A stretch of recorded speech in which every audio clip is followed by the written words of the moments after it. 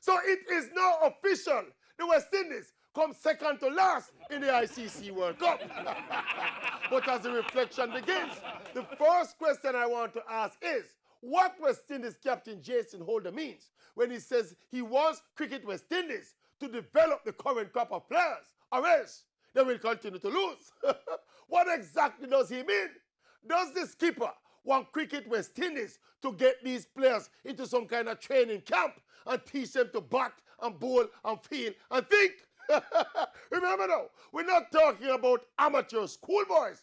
We're talking about international professional players. This is not the stage at which we should be discussing development. That process kicks in at 5 and 6 and 7 years old. At this stage, the onus must be on these senior players to show the requisite discipline, commitment, professionalism, and pride in their game and put in the hours and put in the work. Thanks to the former board president, Dave Cameron, a remuneration scheme across the region at the first-class level is already in place. It is now up to these players not just to maintain, but to improve their fitness and technical skill levels and their overall game. What is the skipper suggesting? That the board pay them to develop them. Hold on, you wait.